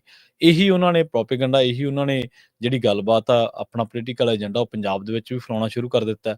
ਰਵਨੀਤ ਬਿੱਟੂ ਦੇ ਬਿਆਨਾਂ ਦੇ ਬਾਰੇ ਤੁਹਾਨੂੰ ਦੱਸਦੇ ਰਹੀਦਾ ਆਪਾਂ ਹਮੇਸ਼ਾ, ਕਿ ਕਦੇ ਉਹ ਕਹਿ ਦਿੰਦਾ ਜੀ ਮਜ਼ਦੂਰਾਂ ਨੇ ਕੰਮ ਤੇ ਜਾਣਾ ਹੁੰਦਾ, ਕਿਸਾਨ ਧਰਨੇ ਲਾ ਕੇ ਬਹਿ ਜਾਂਦੇ ਆ। ਕਦੇ ਉਹ ਕਹਿ ਦਿੰਦਾ ਜੀ ਇਹ ਛੋਟੇ ਵਪਾਰੀਆਂ ਨੂੰ ਤੰਗ ਕਰਦੇ ਆ, ਉਹਨਾਂ ਦੇ ਸ਼ੈਲਰਾਂ ਦੇ ਵਿੱਚ ਜਾਂਦੇ ਆ ਤੇ ਉਹਨਾਂ ਨੂੰ ਕਹਿੰਦੇ ਆ। ਹਾਲਾਂਕਿ ਅੱਜ ਤੱਕ ਕਿਸੇ ਵੀ ਕਿਸਾਨ ਧਰਨੇ ਦੇ ਵਿੱਚ ਇਹ ਨਹੀਂ ਕਿਹਾ ਗਿਆ ਕਿ ਕੋਈ ਮਜ਼ਦੂਰ, ਕੋਈ ਆਮ ਬੰਦਾ, ਕੋਈ ਮਾਤੜ, ਕੋਈ ਸਾਈਕਲ ਤੇ ਜਾ ਰਿਹਾ ਮਜ਼ਦੂਰੀ ਕਰਨ, ਜਾਂ ਕੋਈ ਮੋਟਰਸਾਈਕਲ ਸਕੂਟਰੀ ਤੇ ਜਾ ਰਿਹਾ ਤੇ ਉਹਨੂੰ ਰੋਕਿਆ ਗਿਆ ਹੋਵੇ। ਤਾਂ ਹੀ ਅੱਜ ਤੱਕ ਕਿਸੇ ਧਰਨੇ ਦੇ ਵਿੱਚ ਕਿਸੇ ਵਪਾਰੀ ਦੇ ਬਾਰੇ, ਸ਼ੈਲਰ ਦੇ ਬਾਰੇ, ਉਹਦੇ ਬਾਰ ਮੂਹਰੇ, ਉਹਦੇ ਗੇਟ ਮੂਹਰੇ ਧਰਨਾ ਦੇਣ ਦੀ ਕੋਈ ਗੱਲ ਕਹੀ ਗਈ ਹੈ। ਇਹ ਸਰਕਾਰਾਂ ਦੇ ਏਜੰਡੇ ਨੇ ਵੀ ਇਸ ਧਿਰ ਨੂੰ ਅਸੀਂ ਬਦਨਾਮ ਕਿਵੇਂ ਕਰਨਾ, ਤੇ ਜੇਕਰ ਇਹ ਧਿਰ ਬਦਨਾਮ ਹੋ ਗਈ, ਜੇਕਰ ਕਿਸਾਨੀ ਬਦਨਾਮ ਹੁੰਦੀ ਆ, ਤਾਂ ਬੇਸ਼ੱਕ ਵਰਗ ਸਾਰੇ ਨੇ ਪੰਜਾਬ ਦੇ ਵਿੱਚ, ਸਾਰੀਆਂ ਫਿਰਕਿਆਂ ਦੇ, ਸਾਰੀਆਂ ਜ਼ਾਤਾਂ ਦੇ, ਸਾਰੇ ਧਰਮਾਂ ਦੇ ਲੋਕ ਖੇਤੀ ਕਰਦੇ ਆ, ਪਰ ਇਹਦੇ 'ਚ ਜਿਹੜਾ ਬਹੁ ਗਿਣਤੀ ਭਾਈਚਾਰਾ ਉਹ ਹੈ ਜੱਟ ਭਾਈਚਾਰਾ, ਜਿਹੜੇ ਜ਼ਿਮੀਂਦਾਰ ਭਰਾ ਨੇ, ਤੇ ਇਹਨੂੰ ਆਪਾਂ ਸਿੱਖ ਭਰਾ ਵੀ ਕਹਿ ਸਕਦੇ ਹਾਂ। ਉਹਨਾਂ ਨੂੰ ਇੱਕ ਦੇਸ਼ ਪੱਧਰ ਦੇ ਉੱਤੇ ਪਹਿਲਾਂ ਉਹਨਾਂ ਦੇ ਸੂਬੇ ਦੇ ਵਿੱਚ ਉਹਨਾਂ ਦਾ ਜਿਹੜਾ ਭਰੋਸਾ, ਉਹਨਾਂ ਦੀ ਜਿਹੜੀ ਸ਼ਾਖ ਆ ਉਹਨੂੰ ਬਦਨਾਮ ਕਰਕੇ, ਤੇ ਫਿਰ ਦੇਸ਼ ਪੱਧਰ ਦੇ ਵਿੱਚ, ਕੌਮੀ ਪੱਧਰ ਦੇ ਉੱਤੇ, ਕਿ ਭਾਈ ਆਹ ਦੇਖੋ ਅਸੀਂ ਖੁੱਡੇ ਲੈਣ ਲਾ ਦਿੱਤੇ ਆ। 2 ਅਹਿਮ ਲੀਡਰ ਨੇ ਬੀਜੇਪੀ ਦੇ ਵਿੱਚ, ਇੱਕ ਤਾਂ ਜਗਦੀਪ ਧਨਖੜ ਜਿਹੜੇ ਪੱਛਮੀ ਬੰਗਾਲ ਦੇ ਵਿੱਚ ਰਾਜਪਾਲ ਵੀ ਰਹਿ ਚੁੱਕੇ ਨੇ, ਤੇ ਖਾਸਾ ਆਡਾ ਚੱਲਦਾ ਰਿਹਾ ਉਹਨਾਂ ਦਾ ਮਮਤਾ ਬੈਨਰਜੀ ਦੇ ਨਾਲ, ਉਹਨਾਂ ਨੇ, ਤੇ ਇੱਕ ਨਿਤਨ ਗਡਕਰੀ ਜਿਹੜੇ ਕਿ ਅਕਸਰ ਹੀ ਮੋਦੀ ਦੇ ਆਲੋਚਕ ਨੇ। ਮੋਦੀ ਦੀ ਬਾਰੇ ਜੋ 15-15 ਲੱਖ ਦੇ ਜੁਮਲੇ ਬਾਰੇ ਵੀ ਉਹ ਗੱਲ ਓਪਨਲੀ ਕਹਿੰਦੇ ਰਹਿੰਦੇ ਨੇ। ਪਰ ਕਿਉਂਕਿ ਉਹਨਾਂ ਦੇ ਉੱਤੇ ਆਰਐਸਐਸ ਦਾ ਹੱਥ ਆ, ਉਹ ਇਸ ਕਰਕੇ ਆਰਐਸਐਸ ਦੇ ਥਾਪੜੇ ਕਰਕੇ ਉਹ ਮੋਦੀ ਤੇ ਸ਼ਾਹ ਤੋਂ ਕੋਈ ਬਹੁਤਾ ਖੌਫ ਨਹੀਂ ਖਾਂਦੇ। ਆਰਐਸਐਸ ਦੀ ਬੀਜੇਪੀ ਦੇ ਵਿੱਚ ਬਹੁਤ ਜ਼ਿਆਦਾ ਪਕੜ ਆ ਬੀਜੇਪੀ ਦੇ ਉੱਤੇ। ਤਾਂ ਉਹਨਾਂ ਨੇ ਵੀ ਕਿਸਾਨਾਂ ਸੰਬੰਧੀ ਇੱਕ ਬਿਆਨ ਦਿੱਤਾ। ਉਹਨਾਂ ਨੇ ਕਿਹਾ ਕਿ ਜਿਹੜੇ ਕਿਸਾਨ ਨੇ ਸੰਕਟ ਦੇ ਦੌਰ ਦੇ ਵਿੱਚੋਂ ਉਹਨਾਂ ਨੂੰ ਲੰਘਣਾ ਪੈ ਰਿਹਾ ਤੇ ਕਿਸਾਨੀ ਦੀ ਜਿਹੜੀ ਬਾਂਹ ਉਹ ਫੜ ਲੈਣੀ ਚਾਹੀਦੀ ਹੈ। ਇਹਨਾਂ 2 ਅਹਿਮ ਆਗੂਆਂ ਤੇ ਇੱਕ ਵਾਰੀ ਤੁਹਾਨੂੰ ਯਾਦ ਹੋਣਾ ਸੱਤਿਆਪਾਲ ਮਲਿਕ ਜਿਹੜੇ ਕਿ ਬਜ਼ੁਰਗ ਆਗੂ ਨੇ ਤੇ ਉਹਨਾਂ ਨੇ ਸਿੱਖਾਂ ਦੇ ਬਾਰੇ ਵੀ ਕਿਹਾ ਸੀਗਾ ਵੀ ਇਹ ਤਾਂ 500 ਸਾਲ ਨਹੀਂ ਭੁੱਲਦੇ ਆਪਣਾ ਵੈਰ ਲੈਣਾ। ਉਹ ਜਿਹੜੇ ਆਗੂ ਨੇ ਉਹਨਾਂ ਨੇ ਵੀ ਮੋਦੀ ਨੂੰ ਕਿਹਾ ਸੀਗਾ ਕਿ ਤੁਸੀਂ ਕਿਸਾਨਾਂ ਦੀ ਗੱਲ ਸੁਣੋ। ਉਹ ਸਾਲ ਤੋਂ 1.5 ਸਾਲ ਤੋਂ ਬੈਠੇ ਨੇ ਤਾਂ ਮੋਦੀ ਸਾਹਿਬ ਨੇ ਜਵਾਬ ਦਿੱਤਾ ਸੀਗਾ ਵੀ ਉਹ ਮੇਰੇ ਕਰਕੇ ਬੈਠੇ ਨੇ, ਮੇਰੇ ਕਰਕੇ 750 ਕਿਸਾਨ ਮਰਿਆ।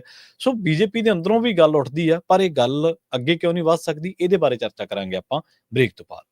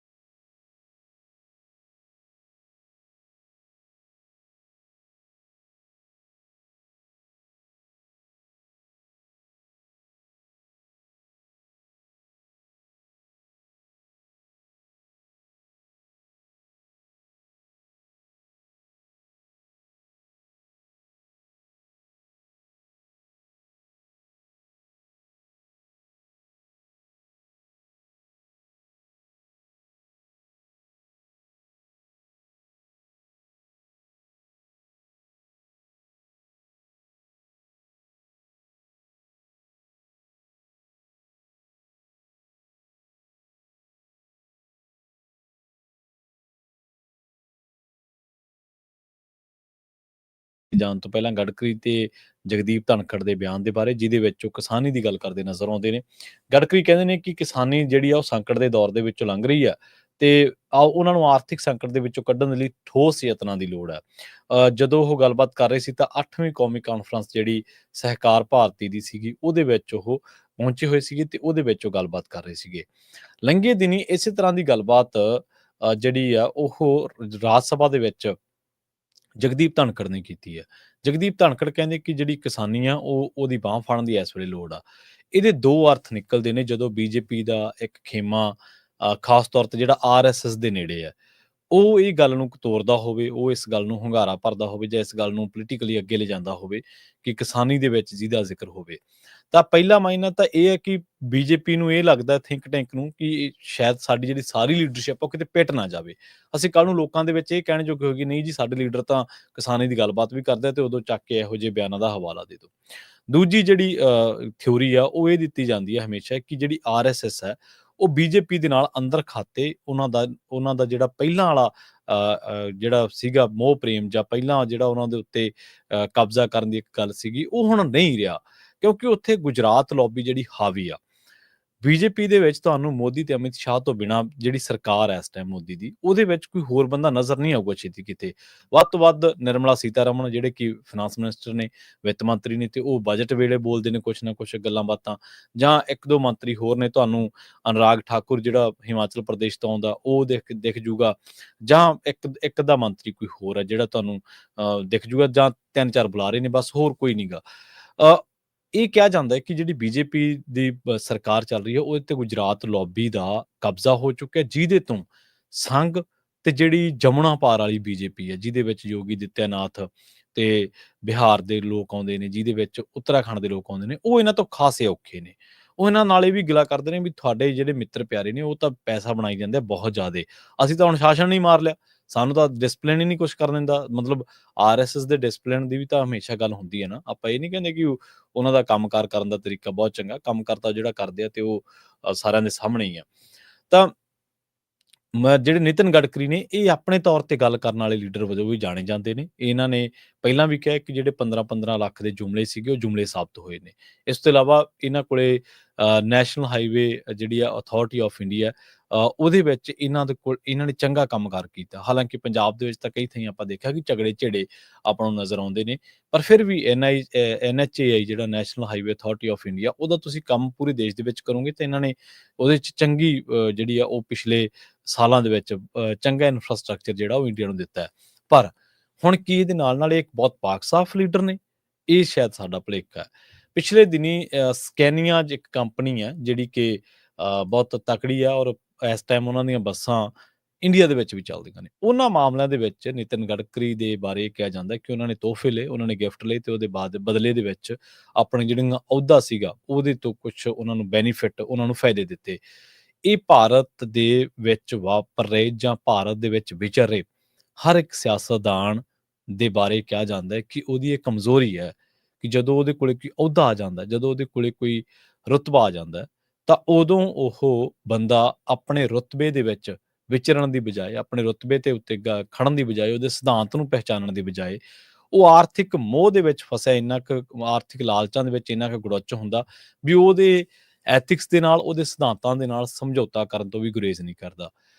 ਬਹੁਤ ਘੱਟ ਮੌਕਿਆਂ ਨੂੰ ਛੱਡ ਕੇ, ਬਹੁਤ ਘੱਟ ਥਾਵਾਂ ਨੂੰ ਛੱਡ ਕੇ ਕਈ ਲੀਡਰ ਅਜਿਹੇ ਨੇ, ਜਿਵੇਂ ਮੈਂ ਜਗਦੀਪ ਧਨਖੜ ਦੀ ਗੱਲ ਕੀਤੀ। ਜਗਦੀਪ ਧਨਖੜ ਦੇ ਬਾਰੇ ਹੁਣ ਆ ਰਿਹਾ ਕਿ ਉਹਨਾਂ ਦੇ ਵਿਰੁੱਧ ਬੀਜੇਪੀ ਦੇ ਵਿੱਚੋਂ ਹੀ ਲੀਡਰਸ਼ਿਪ ਉੱਠੀ ਤੇ ਉਹ ਕਹਿੰਦੀ ਕਿ ਇਹ ਬੰਦੇ ਨੇ ਤੋਹੀਨ ਕੀਤੀ ਆ ਸਰਕਾਰ ਦੀ ਤੇ ਇਹ ਨਹੀਂ ਸੀ ਹੋਣਾ ਚਾਹੀਦਾ। ਹੁਣ ਕੀ ਉਹ ਆਪਣੀ ਤੇ ਉਹਦਾ ਇੱਥੋਂ ਤੱਕ ਵੀ ਗੱਲਾਂ ਸੁਣਨ ਨੂੰ ਮਿਲ ਰਹੀਆਂ ਨੇ ਕਿ ਉਹਨਾਂ ਦੀ ਜਿਹੜੀ ਰਾਜ ਸਭਾ ਮੈਂਬਰੀ ਉਹ ਵੀ ਵਾਪਸ ਹੋਣੀ ਚਾਹੀਦੀ ਆ। ਤੁਸੀਂ ਦੇਖੋ ਕਿ ਕੀ ਇੱਕ ਧਿਰ ਦੀ ਗੱਲ ਕਰਨਾ ਵੀ ਗੁਨਾਹ? ਕਿ ਕੋਈ ਬੰਦਾ, ਜਿਵੇਂ ਆਪਾਂ ਆਮ ਆਦਮੀ ਪਾਰਟੀ ਬਾਰੇ ਗੱਲ ਕਰਦੇ ਹੁੰਦੇ ਹਾਂ ਕਿ ਇਹਨਾਂ ਦੇ ਵਿੱਚ, ਜਾਂ ਕਾਂਗਰਸ ਬਾਰੇ ਕਹਿ ਲਓ, ਇੱਕੋ ਹੀ ਗੱਲ ਆ ਕਿ ਇਹਨਾਂ ਦੇ ਵਿੱਚ ਬੋਲਣ ਦੀ ਆਜ਼ਾਦੀ ਨਹੀਂ ਹੈ। ਜਿਹੜੀ ਡੈਮੋਕ੍ਰੇਸੀ ਵਿਦਨ ਦਾ ਪਾਰਟੀ ਆ, ਲੋਕਤੰਤਰ ਪਾਰਟੀ ਦੇ ਅੰਦਰੋਂ, ਉਹ ਖਤਮ ਹੋ ਚੁੱਕੇ ਇੰਡੀਆ ਦੇ ਵਿੱਚ। ਕਿਸੇ ਵੀ ਪਾਰਟੀ ਦੇ ਵਿੱਚ ਉਹ ਨਹੀਂ ਹੈ। ਕੀ ਕਹਿਣਾ, ਕੋਈ ਕੋਈ ਹਜ਼ਾਰਾਂ ਦੇ ਵਿੱਚੋਂ ਕੋਈ 3-4 ਧਿਰਾਂ ਦੇ ਵਿੱਚ ਹੋਵੇ ਜਿੱਥੇ ਕੋਈ ਬੰਦਾ ਗੱਲ ਰੱਖ ਸਕਦਾ ਹੋਵੇ। ਜਿਵੇਂ ਆਪਾਂ ਅਕਾਲੀ ਦਲ ਦੇ ਵਿੱਚ ਵੇਖਿਆ, ਜੋ ਕਰਨਾ ਸੁਖਬੀਰ ਨੇ ਕਰਨਾ, ਜੋ ਕਹਿਤਾ ਸੁਖਬੀਰ ਨੇ ਕਹਿਤਾ, ਹੋਰ ਕੋਈ ਬੰਦੇ ਦੀ ਪੁੱਛ ਪੜਤਾਲ ਨਹੀਂ ਸੀ। ਇਸੇ ਤਰ੍ਹਾਂ ਜੋ ਕਰਨਾ ਸੋਨੀਆ ਗਾਂਧੀ ਨੇ ਕਰਨਾ, ਰਾਹੁਲ ਗਾਂਧੀ ਨੇ ਕਰਨਾ, ਹੋਰ ਬੰਦੇ ਦੀ ਕੋਈ ਪੁੱਛ ਪੜਤਾਲ ਨਹੀਂ। ਜੋ ਕਰਨਾ ਅਰਵਿੰਦ ਕੇਜਰੀਵਾਲ ਨੇ ਕਰਨਾ ਹੈ। ਜ਼ਿਆਦਾ ਤੋਂ ਜ਼ਿਆਦਾ ਉਹਦੇ ਜਿਹੜੇ ਵਿਸ਼ਵਾਸ ਪਾਤਰ ਨੇ, ਵਿਭਵ ਕੁਮਾਰ ਜਾਂ ਹੋਰ ਲੋਕ, ਉਹ ਕਰ ਲੈਣਗੇ। ਹੋਰ ਬੰਦੇ ਦੀ ਪੁੱਛ ਪੜਤਾਲ ਕੋਈ ਨਹੀਂ। ਇਸੇ ਤਰ੍ਹਾਂ ਜਿਹੜੀ ਬੀਜੇਪੀ ਹੈ, ਜੋ ਕਹਿਣਾ, ਜੋ ਵਿਦੇਸ਼ੀ ਦੌਰਾ ਕਰਨਾ, ਜੋ ਡੀਲ ਕਰਨੀ ਹੈ, ਜੋ ਕੂਟਨੀਤਿਕ ਤੌਰ ਤੇ ਕਰਨਾ, ਉਹ ਮੋਦੀ ਤੇ ਅਮਿਤ ਸ਼ਾਹ ਕਰਦੇ ਨੇ। ਜ਼ਿਆਦਾ ਤੋਂ ਜ਼ਿਆਦਾ ਜੈ ਸ਼ੰਕਰ, ਤੇ ਉਸ ਤੋਂ ਬਾਅਦ ਤਾਂ ਅਗਲਾ ਕੋਈ ਬੰਦਾ ਕੋਈ ਨਹੀਂਗਾ। ਇਸ ਤਰ੍ਹਾਂ ਪਾਰਟੀਆਂ ਦੇ ਅੰਦਰੋਂ ਵੀ ਜਿਹੜਾ ਇਹ ਇੱਕ ਲੋਕਤਾਂਤਰਿਕ ਜਿਹੜਾ ਢੰਗ ਤਰੀਕਾ ਉਹ ਖਤਮ ਆ। ਪਾਰਟੀਆਂ ਦੇ ਵਿੱਚ ਕੋਈ ਬੰਦਾ ਅਜਿਹਾ ਨਹੀਂ ਬਚਿਆ ਜਿਹੜਾ ਆਪਣੀ ਪਾਰਟੀ ਲਾਈਨ ਤੋਂ ਉੱਪਰ ਜਾ ਕੇ ਜਾਂ ਆਪਣੀ ਪਾਰਟੀ ਲਾਈਨ ਨੂੰ ਪਾਸੇ ਕਰਕੇ ਆਪਣੇ ਸਿਧਾਂਤ ਨੂੰ, ਆਪਣੇ ਐਥਿਕਸ ਨੂੰ, ਆਪਣੇ ਅਸੂਲ ਨੂੰ ਉਹਦੇ ਮੁਤਾਬਕ ਗੱਲ ਕਰੇ, ਜਾਂ ਪਾਰਟੀ ਦੇ ਹੀ ਸੰਵਿਧਾਨ ਦੇ ਮੁਤਾਬਕ ਗੱਲ ਕਰੇ। ਹੁਣ ਪਾਰਟੀ ਜਿਹੜਾ ਵਿਹਪ ਜਾਰੀ ਕਰਨਾ ਉਹ ਇਹੀ ਆ ਨਾ, ਕਿ ਕੁੰਡਾ ਪਾ ਲੈਣਾ ਸਾਰਿਆਂ ਦੇ ਉੱਤੇ, ਕਿ ਬਈ ਤੁਸੀਂ ਵਿਧਾਨ ਸਭਾ ਦੇ ਵਿੱਚ ਵਿਹਪ ਜਾਰੀ ਹੋ ਗਏ ਜੀ, ਲਓ ਜੀ ਆਪਾਂ ਇੱਧਰ ਹੀ ਜਾਣਾ। ਬਹੁਤ ਘੱਟ ਮਿਸਾਲਾਂ ਤੁਹਾਨੂੰ 72 75 ਸਾਲ ਦੀ ਇਸ ਜਿਹੜਾ ਹੁਣ ਤੇਰਾ ਆਪਾਂ ਤੌਰ ਤਰੀਕਾ ਲੰਘਿਆ ਉਹਦੇ ਵਿੱਚੋਂ ਮਿਲਣਗੇ, ਜਿੱਥੇ ਬੰਦਿਆਂ ਨੇ ਪਾਰਟੀ ਦੀ ਸੁਣਨ ਦੀ ਬਜਾਏ ਜਾਂ ਪਾਰਟੀ ਲਾਈਨ ਟੋਹ ਕਰਨ ਦੀ ਬਜਾਏ ਆਪਣੀ ਅੰਤਰਾਤਮਾ ਦੀ ਆਵਾਜ਼ ਸੁਣੀ। ਪਰ ਅੰਤਰਾਤਮਾ ਦੀ ਆਵਾਜ਼ ਸੁਣਨ ਦੇ ਲਈ ਇੱਕ ਖਮਿਆਜ਼ਾ ਭੁਗਤਣਾ ਪੈਂਦਾ। ਉਹ ਇਹ ਹੈ ਕਿ ਉਹਦੇ ਤੋਂ ਅਗਲੇ ਦਿਨ ਫਾਰਗ, ਪਾਰਟੀ ਦੀ ਮੈਂਬਰਸ਼ਿਪ ਖਤਮ।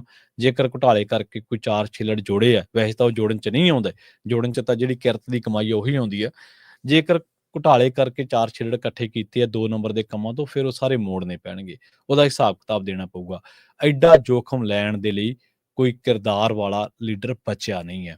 ਇਸੇ ਤਰ੍ਹਾਂ ਜੇਕਰ ਇਹ ਲੋਕ ਕਿਸਾਨੀ ਦੀ ਗੱਲ ਕਰ ਰਹੇ ਨੇ, ਤੇ ਇਹਦਾ ਮਤਲਬ ਇਹ ਨਹੀਂਗਾ ਕਿ ਉਹ ਕਿਸਾਨੀ ਦੇ ਹਮਦਰਦ ਨੇ। ਇਹਦੇ 2 ਹੀ ਮਤਲਬ ਨੇ, ਜਾਂ ਤਾਂ ਉਹ ਕਿਸਾਨੀ ਬਾਰੇ ਕੁਛ ਕਰਨਾ ਚਾਹੁੰਦੇ ਨੇ ਤੇ ਉਹਨਾਂ ਨੂੰ ਪਾਰਟੀ ਦਾ ਜਿਹੜਾ ਅੰਦਰਲਾ ਲੋਕਤੰਤਰ ਆ ਉਹ ਖਤਮ ਹੈ, ਤੇ ਇਸ ਕਰਕੇ ਉਹਨਾਂ ਨੂੰ ਇਜਾਜ਼ਤ ਨਹੀਂ ਹੈ। ਬੋਲ ਸਕਦੇ ਨੇ, ਮਾਈਕਾਂ ਉੱਤੇ ਆ ਕੇ ਬੋਲੀ ਜਾਂਦੇ ਨੇ। ਦੂਜਾ ਇਹ ਹੈ ਕਿ ਬੀਜੇਪੀ ਨੇ ਆਪਣੇ ਹੀ ਬੰਦੇ ਕੁਛ ਰੱਖੇ ਹੋਏ ਨੇ, ਜਿਹਦੇ ਨਾਲ ਉਹ ਜਿਹੜਾ ਐਂਟੀ ਕਿਸਾਨ, ਜਿਹੜਾ ਕਿਸਾਨ ਵਿਰੋਧੀ ਜਿਹੜਾ ਨੈਰੇਟਿਵ ਆ, ਤਾਂ ਕਿ ਉਹਨੂੰ ਕੱਲ੍ਹ ਨੂੰ ਤੋੜਨਾ ਸੁਖਾਲਾ ਹੋ ਜੇ। ਇਸ ਕਰਕੇ ਉਹ ਆਪਣੇ ਲੀਡਰਾਂ ਨੂੰ ਇਹੋ ਜਿਹੇ 4-5 ਲੀਡਰ ਉਹ ਰੱਖਦੇ ਨੇ, ਕਿ ਤਾਂ ਕਰਕੇ ਉਹ ਲੋਕਾਂ ਦੇ ਵਿੱਚ ਜਾਣ ਜੋਗਾ ਜਿਹੜਾ ਮਾਹੌਲ ਆ ਉਹ ਬਣਿਆ ਰਵੇ। ਠੀਕ ਇਸੇ ਤਰ੍ਹਾਂ ਜਿਵੇਂ ਪੰਜਾਬ ਦੇ ਵਿੱਚ ਆ, ਵੀ ਜਾਖੜ ਸਾਹਿਬ ਗੱਲ ਕਰੀ ਜਾਣਗੇ ਪੰਜਾਬ ਦੇ ਮੁੱਦਿਆਂ ਦੀ, ਤੇ ਰਵਨੀਤ ਬਿੱਟੂ ਨੂੰ ਉਹਨਾਂ ਨੇ ਫੂਕ ਚੁਕਾਈ ਹੋਈ ਆ ਵੀ ਤੂੰ ਚੱਕੀ ਚੱਲ ਫੱਟੇ, ਤੂੰ ਆਪਣਾ ਜਿਹੜਾ ਪੋਲੀਟੀਕਲ ਏਜੰਡਾ ਤੂੰ ਉਹਦੇ ਤੇ ਜਾਣਾ। ਜ਼ਿਮੀਂਦਾਰਾਂ ਨੂੰ, ਕਿਸਾਨਾਂ ਨੂੰ, ਕਿਰਤੀਆਂ ਨੂੰ ਤੂੰ ਇਸ ਤਰ੍ਹਾਂ ਹੀ ਨਾਲ ਵਿਚਰਨਾ ਵੀ ਉਹਨਾਂ ਨੂੰ ਦੇਖਣਾ ਨਹੀਂ ਵੀ ਉਹ ਕੌਣ ਨੇ, ਉਹਨਾਂ ਦੀ ਪਰਵਾਹ ਹੀ ਨਹੀਂ ਕਰਨੀ। ਮਤਲਬ ਜਿਵੇਂ ਆਪਾਂ ਹਰਿਆਣੇ ਦੀ ਗੱਲ ਕਰਕੇ ਹਟੇ ਹਾਂ। ਸੋ ਪ੍ਰੋਗਰਾਮ ਖਬਰ ਤੇ ਨਜ਼ਰ ਨੂੰ ਆਪਾਂ ਇੱਥੇ ਹੀ ਸਮਾਪਤ ਕਰਦੇ ਹਾਂ। ਪਰ ਜਿਹੜਾ ਇਹ ਅੰਦਰਲਾ ਲੋਕਤੰਤਰ ਜਿਹੜਾ ਇਹਨਾਂ ਨੇ ਖਤਮ ਕੀਤਾ, ਜਦੋਂ ਲੋਕ ਕੋਈ ਢਾਂਚਾ, ਸਿਸਟਮ ਆਪਣੇ ਅੰਦਰੋਂ ਲੋਕਤੰਤਰ ਖਤਮ ਕਰ ਲੈਂਦਾ, ਤਾਂ ਉਹ ਜਿਹੜਾ ਬਾਹਰਲਾ ਜਿਹੜਾ ਡੈਮੋਕ੍ਰੈਟਿਕ ਸਿਸਟਮ ਆ ਉਹਦੇ ਲਈ ਵੀ ਕੋਈ ਚੰਗਾ ਸੰਕੇਤ ਨਹੀਂ ਹੈ। ਇਹ ਨਾ ਭੁੱਲ ਜਾਓ, ਜਾਂ ਇਹ ਹਮੇਸ਼ਾ ਸਾਨੂੰ ਯਾਦ ਰੱਖਣਾ ਚਾਹੀਦਾ ਕਿ ਬਾਹਰਲੇ ਲੋਕਤੰਤਰ ਨੂੰ ਕੁਚਲਣ ਦੇ ਲਈ ਵੀ ਪੱਬਾਂ ਭਾਰ ਨੇ। ਇਹ ਤਾਂ ਇਹੋ ਜਿਹੀ ਸੰਸਦ ਚਾਹੁੰਦੇ ਨੇ, ਇਹੋ ਜਿਹੀ ਲੋਕ ਸਭਾ ਚਾਹੁੰਦੇ ਨੇ, ਇਹੋ ਜਿਹੀ ਰਾਜ ਸਭਾ ਚਾਹੁੰਦੇ ਨੇ ਜਿੱਥੇ ਆਪੋਜੀਸ਼ਨ ਵੀ ਨਾ ਹੋਵੇ। ਆਪੋਜੀਸ਼ਨ ਫ੍ਰੀ ਲੋਕ ਸਭਾ ਚਾਹੁੰਦੇ ਨੇ ਲੋਕ, ਤੇ ਜਿੱਥੇ ਆਪੋਜੀਸ਼ਨ ਨਹੀਂ ਹੁੰਦੀ, ਤੁਹਾਨੂੰ ਲੱਗਦਾ ਕਿ ਉੱਥੇ ਡੈਮੋਕ੍ਰੇਸੀ ਹੋ ਸਕਦੀ ਹੈ? ਜਿੱਥੇ ਲੋਕ ਹੀ ਹੈ ਨਹੀਂਗੇ, ਸੰਸਥਾਵਾਂ ਤਾਂ ਤੁਸੀਂ ਆਪਣੇ ਤਰੀਕੇ ਨਾਲ ਚਲਾ ਹੀ ਰਹੇ ਹੋ। ਸੋ ਖੈਰ, ਖਬਰ ਤੇ ਨਜ਼ਰ ਪ੍ਰੋਗਰਾਮ ਨੂੰ ਆਪਾਂ ਇੱਥੇ ਹੀ ਸਮਾਪਤ ਕਰਾਂਗੇ। ਅਗਲੀ ਪੇਸ਼ਕਸ਼ ਪ੍ਰੋਗਰਾਮ ਅਪਡੇਟ ਅਮਰੀਕਾ ਪ੍ਰੋਗਰਾਮ ਦੇ ਵਿੱਚ ਅਮਰੀਕਾ ਦੇ ਨਾਲ ਵਿਸ਼ਵ ਭਰ ਦੇ ਵਿੱਚ ਵਾਪਰ ਰਹੀਆਂ ਅਹਿਮ ਵੱਡੀਆਂ ਖਾਸ ਘਟਨਾਵਾਂ, ਖਬਰਾਂ ਦੇ ਬਾਰੇ ਤੁਹਾਨੂੰ ਦਿੱਤੀਆਂ ਜਾਣਗੀਆਂ ਜਾਣਕਾਰੀਆਂ। ਜੁੜੇ ਰਹੋ ਪੰਜਾਬੀ ਰੇਡੀਓ ਇਸੇ ਦੇ ਨਾਲ। ਬਹੁਤ ਬਹੁਤ ਧੰਨਵਾਦ। ਸਤਿ ਸ੍ਰੀ ਅਕਾਲ।